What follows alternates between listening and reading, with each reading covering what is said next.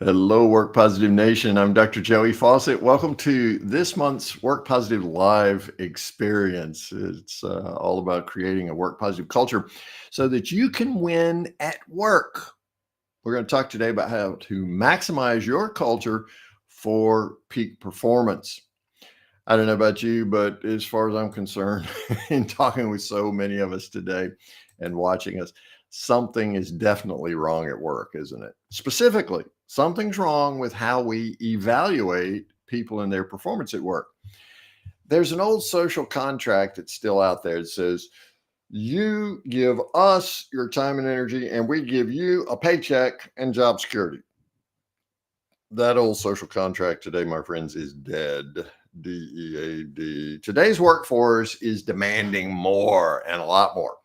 So, what do you think today's workers want that the old social contract doesn't offer? If I know you've just come on, some of you are still coming on, but drop a comment there in the box and let's share. Just go to the comment section there, regardless of whether you're on YouTube or LinkedIn, and just drop a comment in there. What do you think today's workforce, today's workers, today's employees want that this old social contract about you give us time and energy and we give you a paycheck and job security? What do they want besides that? What do you hear people asking for today that they aren't getting relative to how they evaluate their work? Okay.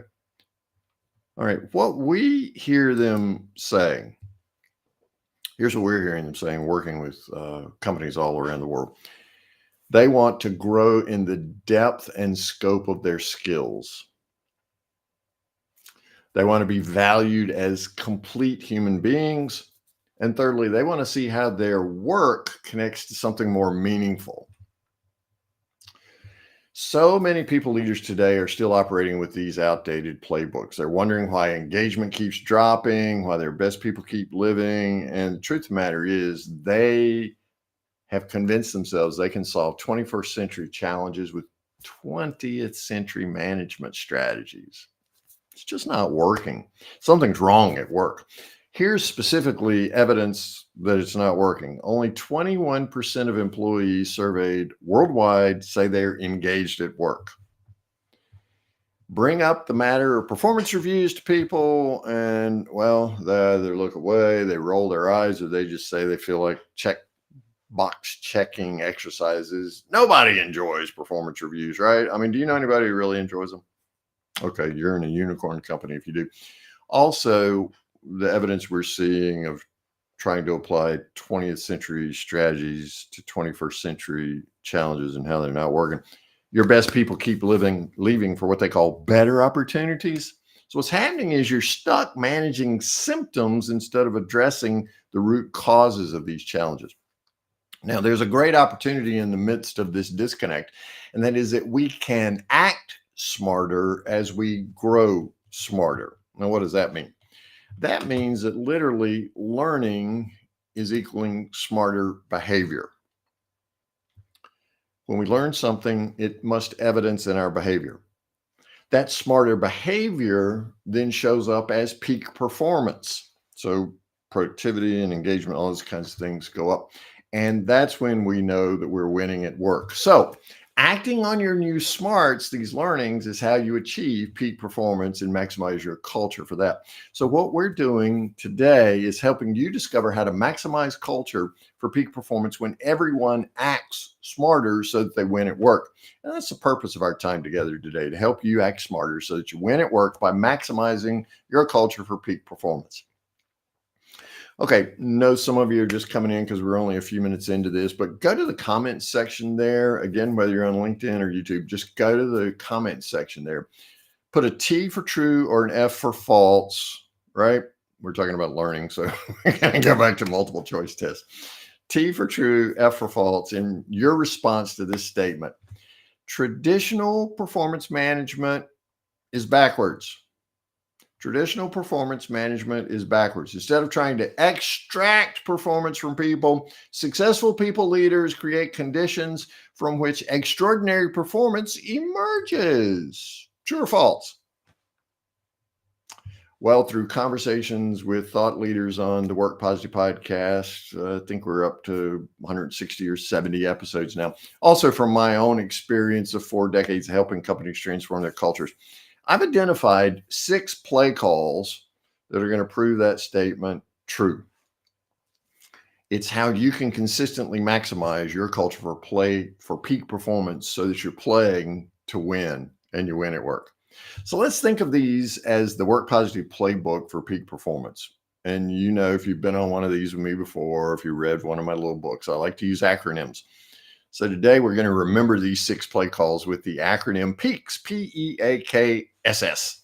So the P in PEAKS is for people focused. We today are going to discover how to treat people as complete human beings. That's a novel idea, right? Instead of just simple skill sets. The E in PEAKS is for everyone can win. Serve others for mutual benefit. The A in PEAKS is for let's align purposes. We're going to connect individual dreams with organizational purpose. The K in PEAKS is for know your MB squared. M for mind, first B is for body, second B is for business. All 3 of those are linked. The first S in PEAKS is for sustain excellence. We're going to talk about today how to foster long-term high performance and avoid burnout. Big deal today. And the second S in PEAKS is for smarter data wins. Oh my goodness, we're awash. We're flooded out with data. How do you engage the data to reduce uncertainty and create more wins and use it in smarter ways? So these 6 play calls win at work, and the results are absolutely remarkable from the companies that call these 6 play calls. Teams have 70% engagement rates. It's a little higher than 21% globally we just talked about, right? Productivity improvements range anywhere from 10 to 31%, and people are actively recommending their organizations to top talent. So opening the front doors we've talked about before is immensely easier. So what we want to do today is talk about these 6 play calls. I'm inviting some of the thought leaders that I've interviewed on the Work Positive podcast to join me here. So we'll see some clips from their podcast videos and their episodes. Also, I've got a free gift for you at the end. So just hang out with me to the end as we go through each of these 6. And I promise you get a free gift. Okay. And it's really cool free gift. The P in PEAKS, first play call to win at work, is people focused. So what we want to do is to treat people as complete human beings instead of skill sets. Now, Dr. Joey, you say, of course, I treat people as complete human beings. Well, let's find some evidence of how you really treat people, shall we? From the moment that you write a position description to when you post it here on LinkedIn, or let's say you use Indeed. Is it okay to say Indeed on LinkedIn? Right. To the moment you're interviewing them, to let's say you hire them and you're onboarding them, to when you get to that first performance review. You're facing the same critical decision throughout each of these scenarios. You're deciding whether to treat the person as a complete human being or to view them as a set of skills. So what's the smarter action here in this particular process? Now, before you answer, before you say, oh, of course I look at them as complete human beings instead of skill sets.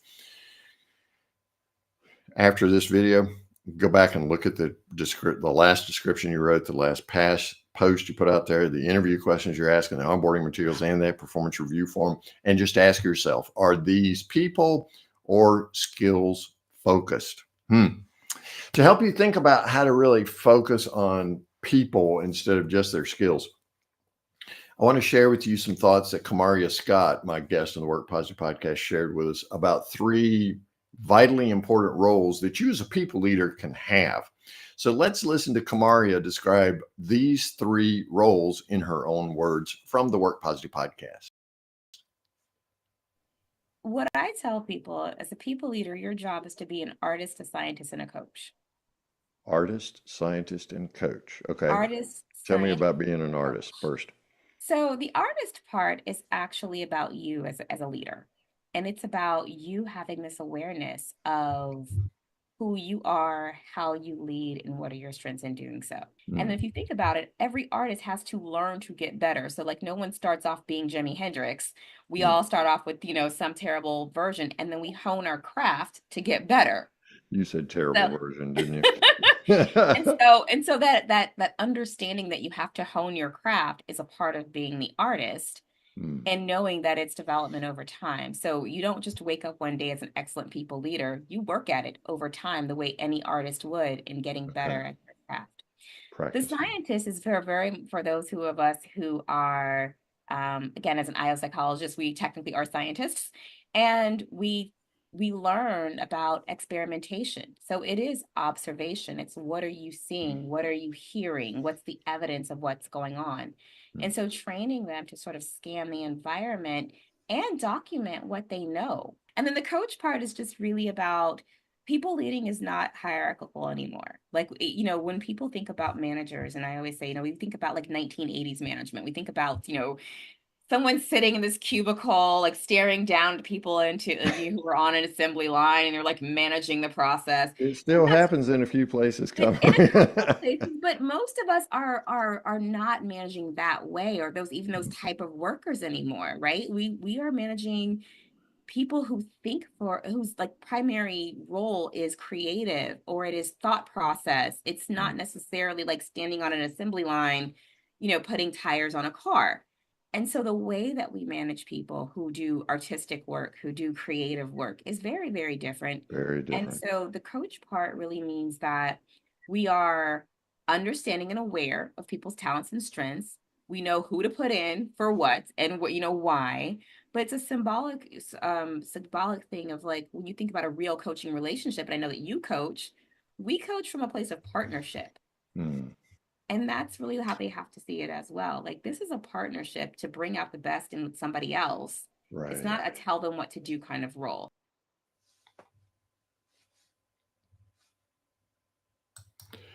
Definitely, it's not a tell them what to do kind of role, right? And I love her description of the artist, the scientist, and the coach. So here's your do one thing challenge. We talk about DOTS a lot. Do one thing is the acronym here. Here's your do one thing challenge for assessing your people focus. As an artist, reflect on how your authentic leadership style impacts a person on your team and go to them and say, hey, how do you see me bringing genuine strengths to our relationship? How do you see me bringing genuine strengths to our relationship? Then tap into your scientist role and spend a week just observing someone's behavior patterns. Look for what energizes them, look for when they're most engaged, and then based on your observations offer them something like you really seem energized and engaged when you blank and fill in that blank because you're looking for those periods of peak performance, right? So you're most energized, you're most engaged. And then as a coach, just have a development conversation and say, hey, what's one thing you want to learn or develop, and how can I support you in that? Do you see how that transitions from focusing primarily on skill sets to focusing on people? So that first play call is for you to win at work, and it's to maximize culture for peak performance. Is the P in peaks people focused? Now, I want to invite you to do this. You're welcome to do it in the comment section, or if you wish to do it more privately to protect the guilty, right? Scale of 1 to 10, and we're going to do this with each of these 6 play calls, so get ready. Scale of 1 to 10, 10 being best, or 1 being terrible version, as Kamarian just said a moment ago. I want you to rate yourself on how well you maximize culture for peak performance in terms of how people focused you are. Now, be honest. The purpose of this live experience, work positive culture live experience, is not to judge anybody. We are all in this together because the struggle is real to close the gap between where we are in our work positive culture and where we want to be, right? So, scale of 1 to 10, how do you rank yourself right there on being people focused? How do you yourself there? Okay. All right. You got that? Second play call. Everyone can win. The E in peaks is for everyone can win. We're all about serving others for mutual benefit here. Now, what I'm observing around the globe today is that there is a culture parasite breeding in most of our organizations. and I use that deliberately. It is a culture parasite. Here's what the culture parasite is. You must lose in order for me to win. Man, I see it all the time. And it's really growing, and I won't geek out on neuroscience today, but it's really growing from a scarcity mindset as opposed to an abundance mindset. You must lose in order for me to win. How does that show up? Well, maybe you list the top 10 producers, right? You show who beat whom in the number of sales, who beat whom in the number of most tasks completed, who got to the finish line with their project fastest, whatever metric it is that you're choosing. Now, what if we reverse that paradise and instead of parasite rather, and create a paradise, right? Instead of you must lose for me to win, what if we assume that we can all win and that everyone wins by serving others and hyper focusing on mutual benefit? How much more engaged would your people that you lead be if they're convinced not only is the game winnable, but all of us can win? They would be a lot more engaged. Here's what we're finding. Research says organizations with highly engaged workforces see 23% higher probability. That is where everyone can win, 23% higher profitability. Imagine that. Do the math quickly. We're not talking gross revenue, people. We're talking profitability. What if your profits went up 23%? What if your productivity went up 18%? What if your customer metrics were 12% better? The consistent demonstration that you care about people's success guarantees the organizational success. You see the direct connect there. Now, here's a caveat. Before you go there, I am not talking about participation trophies for everyone. Please know that I'm not talking about participation trophies for everyone. Got a 5-year-old granddaughter. She began playing t-ball as a 4-year-old. I went to the first game and I looked for the scoreboard. I could not find the scoreboard. I looked at my son-in-law. I said, "Where's the scoreboard?" He said, "They don't keep score." I said, "How are we going to know who wins?" They all got participation trophies. That's not the kind of thing we're talking about. What we're talking about here is an authentic play call of serving others for mutual benefit, in which everyone who touches the business, I'm talking about team members, customers, clients, vendors, suppliers, every single person wins. People leaders must transform their leadership style and serve others for mutual benefit to create this culture of everyone can win. The only way to do this is the way that Dr. Tania Davis talked with me about on her episode of the Work Positive podcast. And it's through a couple of things. We're going to listen to her describe it. Through self-awareness and self-reflection. Self-awareness and self-reflection. Let's hear Dr. Davis describe it, shall we? But where I've seen individuals do it well, it was, I would say, definitely a deliberate act on their part to really kind of go through self-reflection. And I think that's the hardest. You said what is the hardest? I think for some, at least in my experience, is having self-awareness and hitting pause for self-reflection. Because this new generation in the workplace, they are very clear what they want and what they do not want. They do not want to work like their parents. Yeah, they're definitely not going to work like their parents, right? And that's what Tania is talking about there. So self-awareness and self-reflection. How can you take everyone can win, maximize the culture for that, so that your do one thing challenge is in order to do that? And here we're really talking about service leadership and assessing that, right? I want you to think about your own orientation for service. So in the last 3 team interactions you had, did you focus more on how you could serve the company's, the organizational needs, or did you focus more on how you could serve their development? Just think about the last 3 team interactions you had. Was it more about the company or more about their own development? Secondly, let's think about your quality of listening and how you can make that higher to go from hearing to listening to active listening, right? When did someone, just answer this in your mind now, when did someone last tell you something that surprised you or something that challenged your assumptions? When was the last time you had that experience? If that's not happening, it's not really an everyone can win culture. If it is happening, boom, there you are. You're calling the second play call. Thirdly, think about how you're investing in someone else's development. What's a specific action that you've taken, let's say in the past 30 days, to help someone grow in ways that matter most to them? They define the agenda for their growth as opposed to you or the organization. And thirdly, let's think about your own leadership behavior for just a second.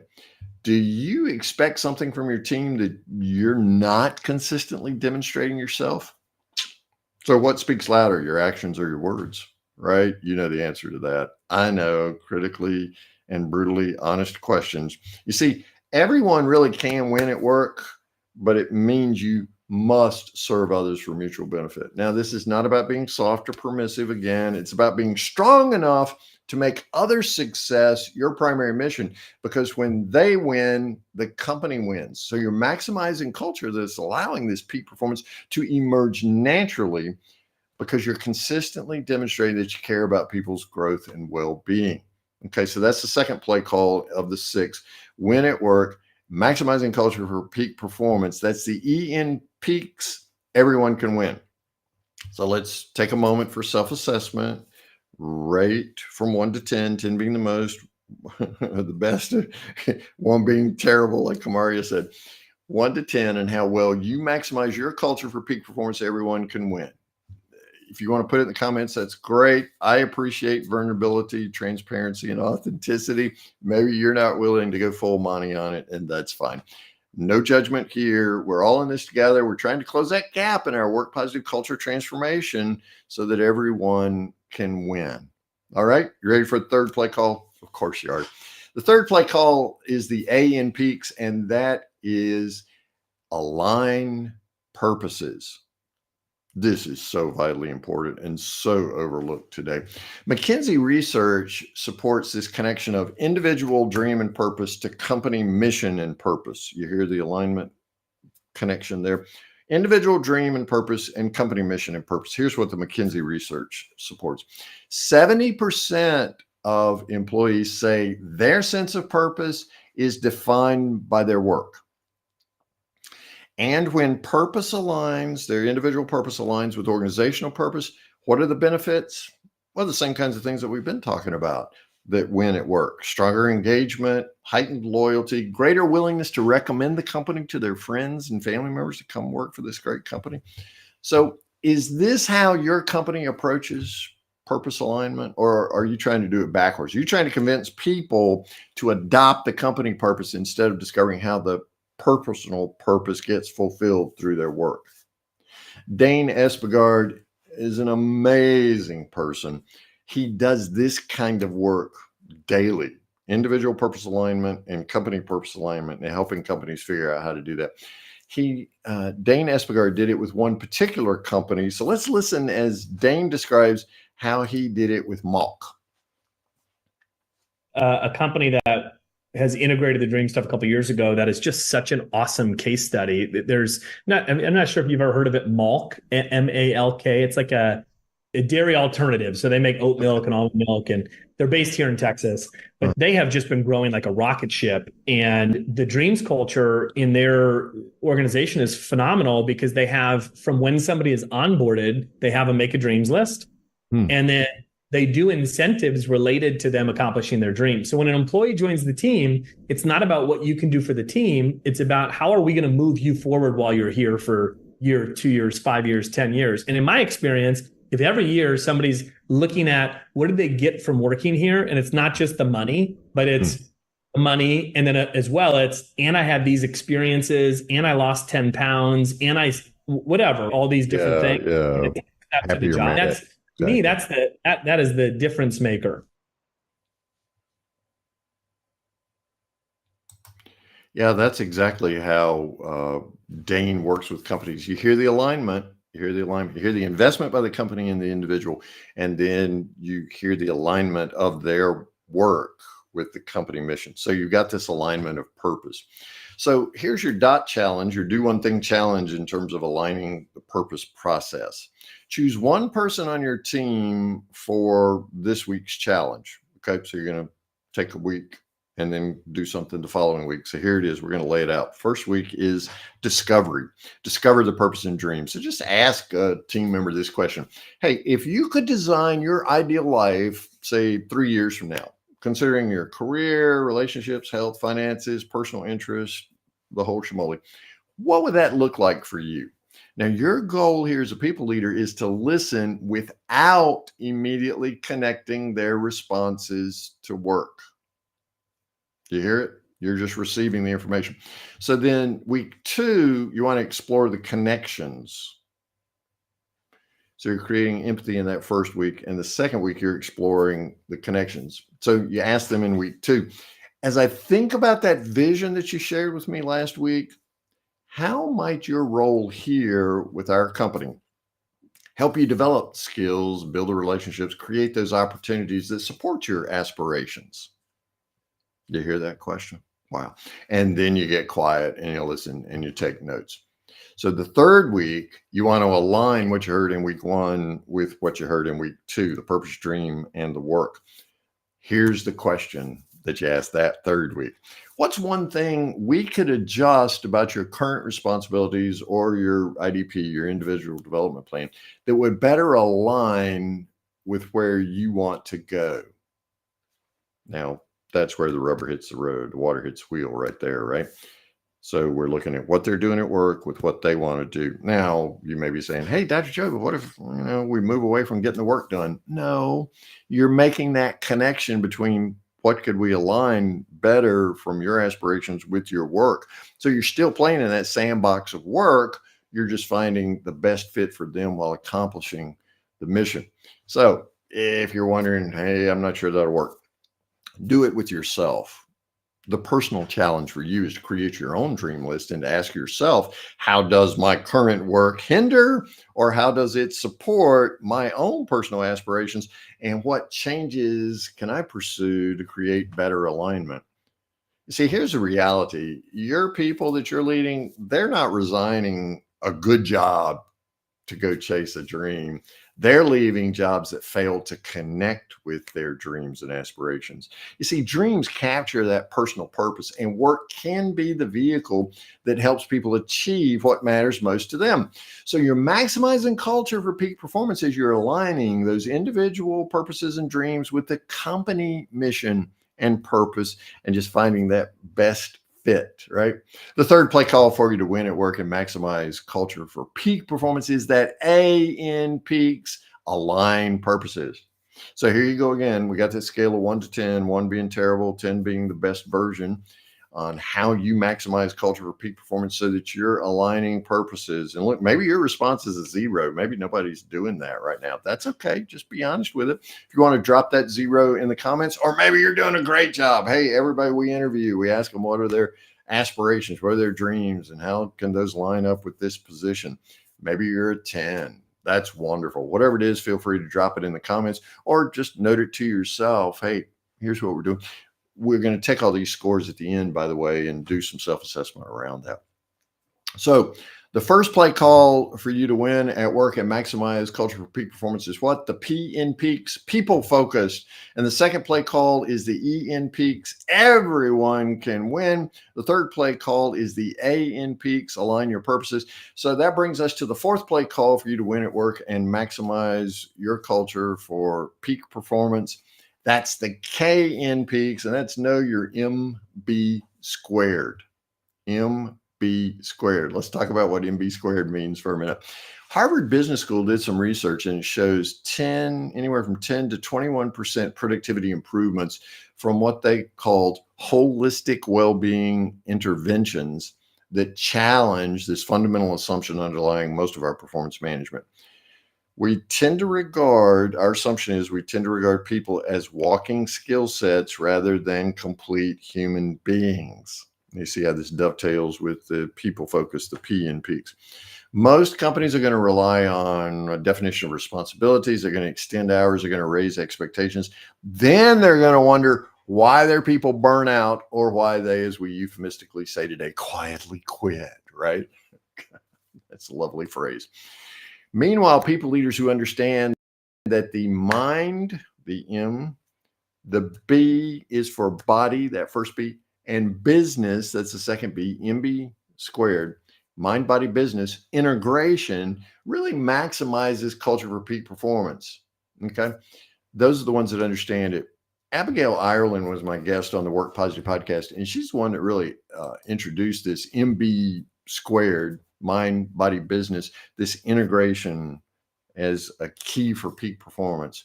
She's the one who introduced it to me. So I want to make sure that you caught that episode and that you understand your own MB squared. So here's how Abigail describes MB squared.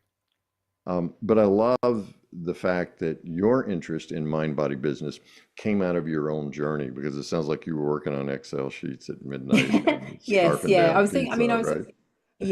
it was, doing a lot of detailed work, often late at night under pressure when there were deadlines. And it wasn't just that though, but it was, I moved to Australia when I was working in banking, and you can't go on Bondi Beach and not see loads of really fit people around and think I need to also up my game. And so just I remember one of the directors in the team I was in when I was in Australia would go surfing, sometimes, or after off work or the weekends. And I thought, wow, this is different to being in London, where it wasn't that kind of environment where people would focus as much on their health and fitness. Things have changed, but it was just kind of part of the way that people were to include having this healthy balance with working on what you need to do, but also making sure you're looking after your well-being to perform at a higher level. And it's about sustaining it, because anyone can work at a high level, but you burn out if you don't nourish and nurture yourself as well. You hear that connection? So let's do this for our dot challenge, our do one thing challenge. Let's audit your MB squared, mind, body, business square. Okay, so just think of this. It begins with you. So we're not doing this with the team. This is your personal integration audit. Think back over the last month, last 30 days, and let's think first about the M in MB squared, your mind assessment. Think about your mental clarity. Think about your focus, your decision-making qualities. And of course, I like to use 1 to 10. When were you sharpest over the last 30 days mentally? Clarity, focus, decision-making quality. And when were you foggy? What are some patterns that you can notice relative to your mental clarity, focus, and decision-making quality? And look, we all go through ups and downs. I mean, life has its stresses, but what we're looking at are those times when you were the sharpest, and how can you do more of that? And then what's the opposite of that, when were you foggiest, right? Okay. That's the M, the mind. Now let's look at the first B in MB squared. Let's do a body assessment. And here I want you to think about rating, again, 1 to 10, physical energy over the last 30 days. When did you have the most physical energy? When were you sleeping best? Your general overall health, when was that at peak performance? Now let's think about how your physical state impacted your work performance. Let's think about that, because if you're showing up de-energized with a lack of sleep and your overall health sucks, that impacts your work performance. If you're showing up with lots of energy, got a great vibe going on, at least 7 hours of good sleep last night, your overall health, you're feeling good, work performance is going to be peak at that point, right? The your own personal culture is maximized at that point. So look back over the last 30 days, look at those peaks and valleys, and just make some correlations. And I want to invite you to specifically look at behavior. What did you do that caused that outcome? What did you do the night before that caused you not to sleep well? What did you do the night before that ensured your good sleep? Physical energy, overall health, same thing. We're looking for peaks and valleys here, and we're looking for correlations. So that's the body assessment. So that's the mind assessment, the body assessment. Now let's look at the business assessment. Think about your technical performance and your strategic contributions over the last 30 days. When do you feel like you were really knocking the ball out of the park? When do you feel like you were at your peak? You were doing your best at work. Now, lay that alongside your body and your mind and look at those assessments. I promise you, it's a straight line. You show up at work according to your mind assessment and your body assessment, right? MB squared. And it's the same for your team. So that's the fourth play call for you to win at work and to maximize culture for peak performance is the K in peaks. Know your MB squared, your mind, your body, and your business performance and how linked they are. Now, we could spend numerous sessions on how you create that culture. It creates the awareness among the people that you lead and just getting them to think about their mind, their body, and business performance and how those things connect. A lot more than we have time to do today, but that's key. Reach out to Abigail. She's a lovely person. She'll be more than happy to help you do that. Again, we want you to rate yourself on this MB squared thing, and you can rate yourself, you can rate your culture, whichever way you want to spin that. 1 to 10, terrible to best, right? No judgment, judgment-free zone. We're all in this together because I don't know about you, but there's some MB squared things that I discovered in my own assessment that I'm working to improve on as well. So that's the fourth play call in peaks. Now, here's the fifth play call, and this is the first S in that word peaks for you to win at work and maximize your culture for peak performance. Sustain excellence. Sustain excellence. We're going to foster long-term high performance to avoid burnout. Burnout is very pervasive today, much more so than it has been in recent days. We're seeing large numbers of people being laid off. And of course, there's that whole conversation about artificial intelligence, or as I prefer to call it, along with Dr. Bob Johansen, augmented intelligence. But more is being required from fewer these days. So the so-called experts around productivity and things like that are just missing the mark in certain ways. And most of it has to do with burnout. It's not a simple problem. There are no simple solutions. It's a complex system of systemic issues built up over years and years and years, right?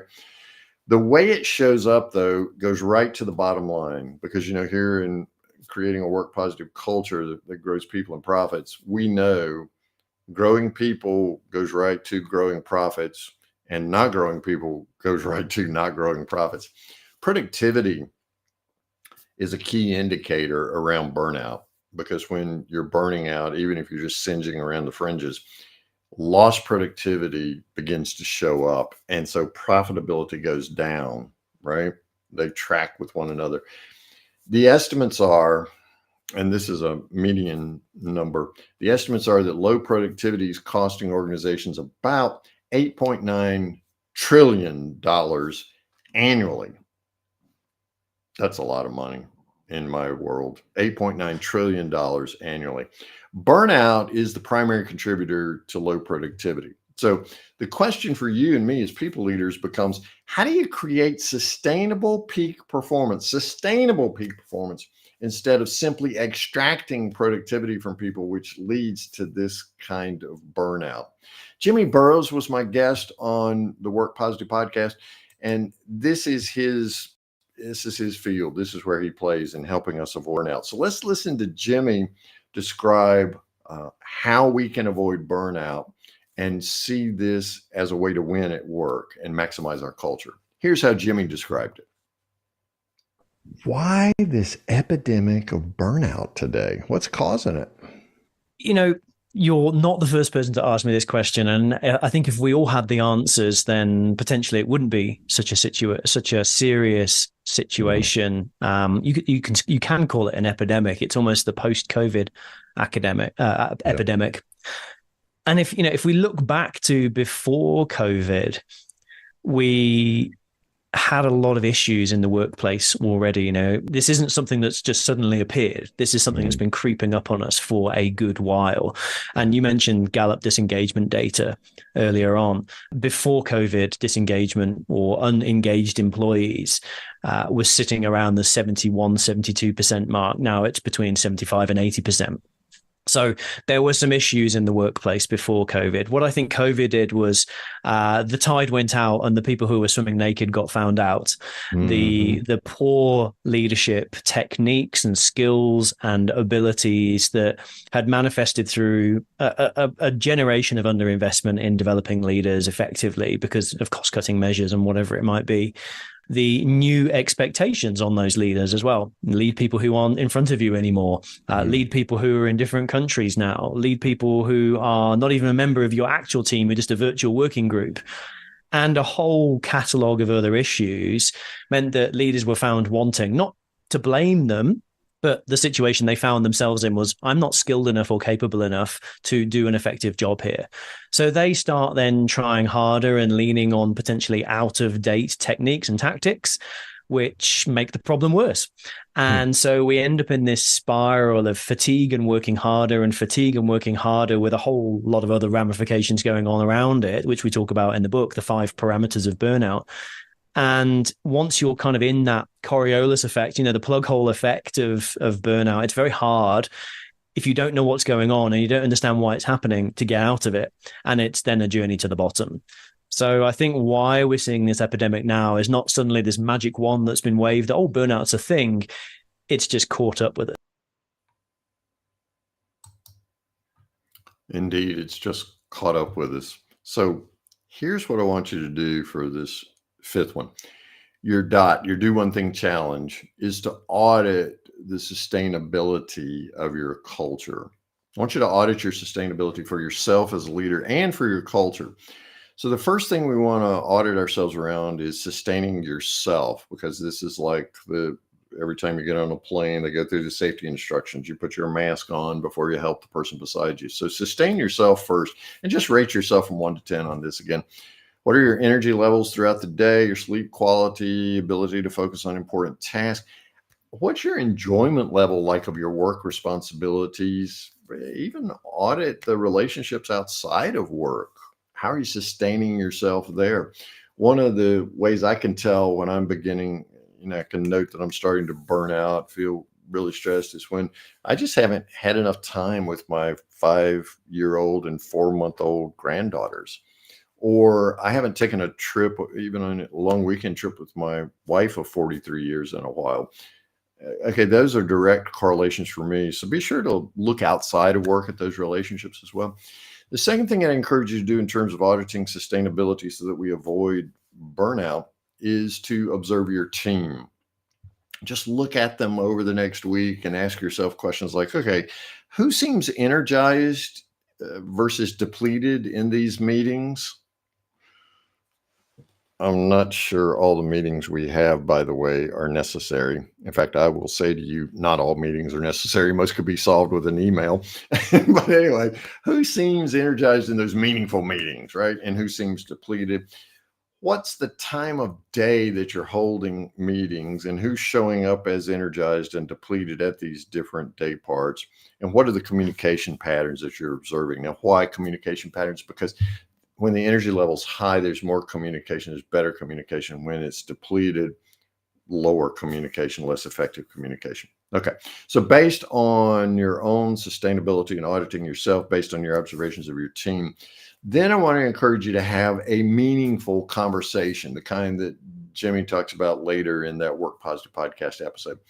What he encourages us to do, and this is golden, so please do this over the next week, just schedule one 15-minute conversation and have one of 2 types of conversations. The first one Jimmy calls a care conversation. That's where you ask, hey, how's it going? Or how are things going in your world overall? So often when we're at work, we think we got to talk about work. No, how's it going overall? How are you doing? The second is a growth conversation, and that's more specific to work. What support do you need from me to be successful? What support do you need from me to be successful? So that's the 5th play call, and that's the first S in the PEAKS format for how you win, framework for how you win at work and maximize culture for peak performance. And that is sustain excellence. So here you're fostering long-term high performance to avoid burnout, because as Jimmy said, tide went out during COVID. When you see who's swimming naked. Speaking of swimming naked, you may have all your clothes on while you're swimming. So rate yourself on this sustaining excellence scale in terms of your own leadership within your team, 1 to 10, 1 being you got found out, you don't have any clothes on. I always think about the emperor and the story of the emperor's new clothes. And 10, maybe, man, you've got a sharp outfit on as you're swimming, right? You're maximizing your culture. for peak performance? Are you sustaining excellence? Are you avoiding burnout? Be honest. I know. And look, there are seasons to work. Maybe as we're in the fourth quarter now, maybe it's a supremely maxed out time for you. So it's really hard to avoid burnout this time. But the point is to be aware that you got to sustain excellence during even this busy season of the year. So that takes us to the sixth play call for how you win at work. You've called the first play, that was people focus. You called the second play, everyone can win. You called the third play, align purposes. The fourth play was know your MB squared, right? Mind, body, business, integration. And now you know that fifth one, sustaining excellence. So ready for the final play call to maximize your culture for peak performance and win at work? It's the sixth one. It's that second S, smarter data wins. What we're talking about here is engaging data to reduce uncertainty and create more clarity and wins. The people that you need absolutely must believe that they can win at work. Now, it sounds like a duh, but it's not. People come to work every single day with their heads down, believing that they've already lost when the alarm clock went off that morning.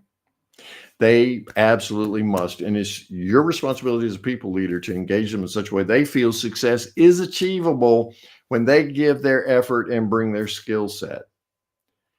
But I'm telling you, I've seen it. You've lived it. Most performance management systems create games that feel rigged against the employee. The rules aren't clear. The goalposts keep moving. There's this sense of false precision. It diminishes rather than empowers for peak performance. And we're complicit in the conspiracy, friends, as people leaders.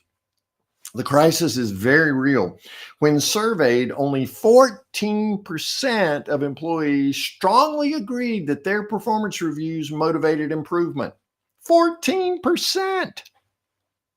While 77% of people like us who lead people, specifically HR directors, acknowledge their evaluations fail to accurately measure contributions. 77%. So it would be easy to throw out the baby and the bathwater together here.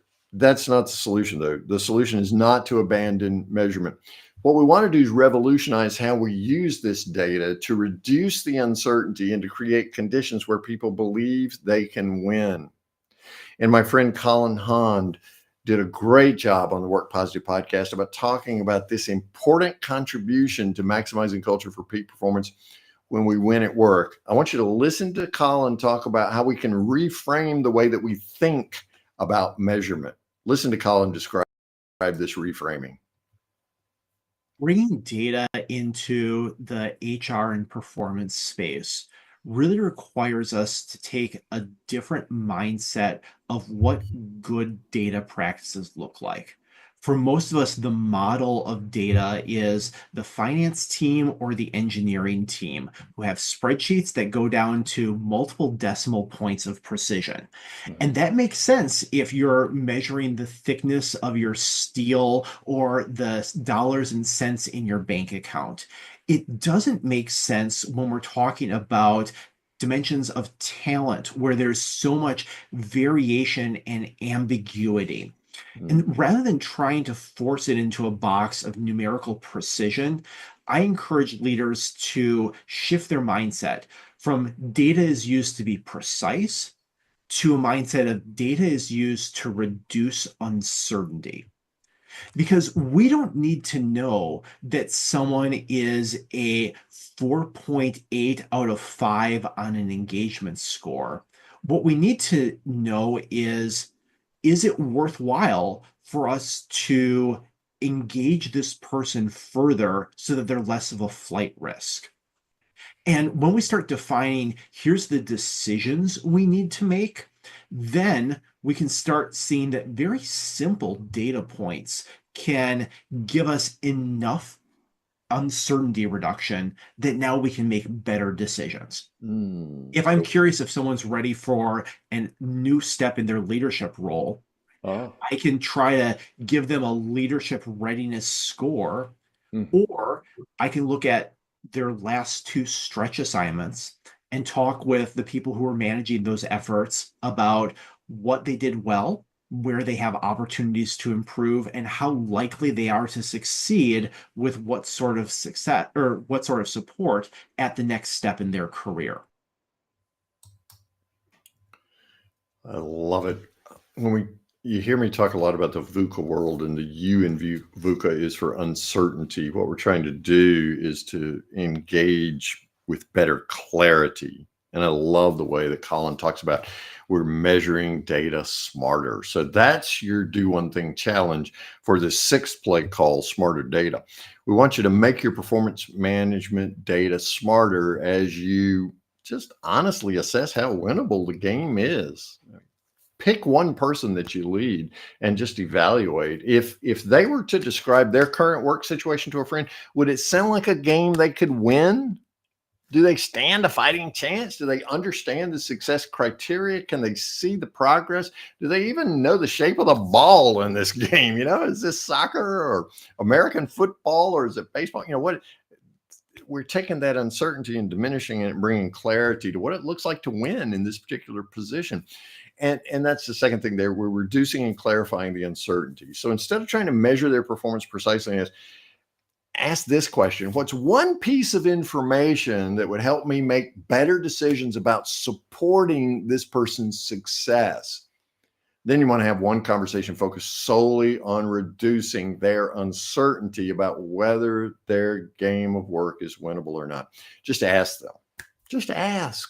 I know it takes a lot of authenticity and vulnerability, but just ask, what's unclear about the expectations we have for you, about your priorities, or about your role that I can help clarify? You got to know what the target is, right? So you're reducing and clarifying uncertainty right there. And then thirdly, let's look at this systemically. Evaluate your system. How does your company approach measurement data? Are you collecting data that turns into information that drives action people can see? Or are you just measuring for the sake of measurement and then it goes off into the ether somewhere and nobody ever hears from it again? Which is it, right? So that's the 6th and final play call, that second S in Peaks. Smarter data wins. Just engage that data to reduce the uncertainty and to create more wins. So how's your company doing on smarter data wins? Scale of 1 to 10. Again, be honest. Just we're looking for gaps here, ways we can improve. Okay. All right. So let's remember these 6 play calls with the acronym PEAKS, PEAKSS. People focused. Everyone can win. Aligned purposes, individual and organizational. Know your MB squared, mind body business integration. First S, sustain excellence, avoid burnout. Second S, smarter data wins. Reduce that uncertainty and create more wins. So let me ask you this. Which of these 6 play calls does your company culture maximize the best currently? Go into the comments box and just put the first letter from the PEAKS acronym in the comments box. You can put an S1 for sustain excellence, S2 for smarter data. So, put a P for people focus. We do great at that. E for everyone can win. A for aligned purposes. K for know your MB squared. S1 for we're sustaining excellence. Our people aren't burning out. S2 for smarter data wins. We got the performance management data captured. Okay. You can drop that in the comments, or you can just comment to yourself about that. Okay, we did which one we do best. Now let's do which one we do least well. Okay, again, PEAK S1, S2. Which one do we need to work on here? Now, I want you to note the results. We want to build on the strengths of the ones that you're doing well, and then we want to shore up the one that you're not doing as well with. Just note those results. Okay, I know this has been a short period of time, and I know we've covered a great deal of work positive culture transformation principles here. Go ahead if you have some questions and drop those questions in the comments box. If you're watching this recording, feel free to send me a message on LinkedIn and just ask your question there. I read all those personally, and I'll promise I'll get back with you as soon as I can. I'll get to as many of the questions that you're dropping in the comments right now as soon as you can. Also, if you want to drop in the comments box, you don't have a question, but if you want to drop a key takeaway from this live experience, you can drop that in the comments also. Okay, I am committed to you winning at work. So not only is this live experience on LinkedIn and YouTube absolutely free, there's no paywall, it doesn't cost you a thing to interact with this content. I also have another free offer for you, and that is I want to give you a copy of my book, Win at Work, Maximize Culture for Peak Performance. And by the way, I'm happy to say that just before 12 noon on Wednesday, November the 19th, this book, Win at Work, is yet another bestseller for us. That's right. We've hit number one in 3 Amazon categories. We're number one right now in 3 Amazon categories in Kindles, for Kindles, right? And they're all related to human resources. So thank you for those of you who've already gone and got your Kindle copy. By the way, this week, you can get a free Kindle copy. That's right. We're giving it away. I know, Joey, you suck as a business person. Maybe I do. But I operate by a balance sheet that looks a little bit different than some people's. That is, I have yet to outgive, and I am here to serve. So if you use Kindle, even if you don't use Kindle, just open your phone, get the free Kindle app, go get yourself a free copy right now. Or if you say, hey, I don't want a Kindle copy, it's okay. Just DM me, direct message me on LinkedIn and say, hey, Dr. J, send me a PDF copy so I can read it on my laptop or my tablet or something like that. I'm happy to do both of those. So you can go to Kindle right now on Amazon, or you can send me a message right now on LinkedIn. Even if you're watching this recording, send me a message on LinkedIn. I'm happy to send you that free PDF copy. If you're watching this recording and it's after, say, the 21st of November, the Kindle offer is gone, but it's still very inexpensive. I think after the month of November, it'll be like $2.99. Then the paperback's there. If you're like me and you like the whole paper in your hands, right? I think it's only like $5.95. It only takes you about an hour to read. So just get yourself a copy. If both of those are out of your economic reach, send me a message on LinkedIn, regardless of when you're seeing this. And I am more than happy to do exactly that, to send you that free PDF copy. Okay, let's look in the chat here and see if Kamaria came on. Thanks so much. I am excited to share you. Thank you, Kamaria. I appreciate your comments about the book being so wonderful. I appreciate you and your contribution. Artist, scientist, and coach, absolutely huge. I continue to work out of that a lot. I'm by nature a coach. I'm certified as a PCC by ICF, but the artist and scientist, I'm at heart an artist, and then by head a scientist. So thank you so much for helping me with that. Well, it looks like we've done a great job of answering questions before they came up today. Please DM me on LinkedIn and just send me a message and ask me to send you a free copy of the PDF, or you see the link there in your comments in the chat. Click on that link and go get your free Kindle copy right now. It's already number one in 3 Amazon categories. So thank you to everyone who's already gotten a copy of the book. It is always my sincere pleasure to be a part of the goodness that comes to you as you create a work positive culture. I believe you can win at work. I believe as a people leader, you can maximize culture for peak performance. And I know beyond a shadow of doubt that you can do each of these 6 play calls and create greater profitability for your company and greater growth for your people. I'm Dr. Joey Fawcett. Thanks for spending this time with me. I'm committed to helping you create a work positive culture so that you grow people and profits, and people are as excited to come to work on Monday morning as they are on Fridays. You take good care, and we'll see you next month on our next live experience here on LinkedIn and YouTube. Thanks so much.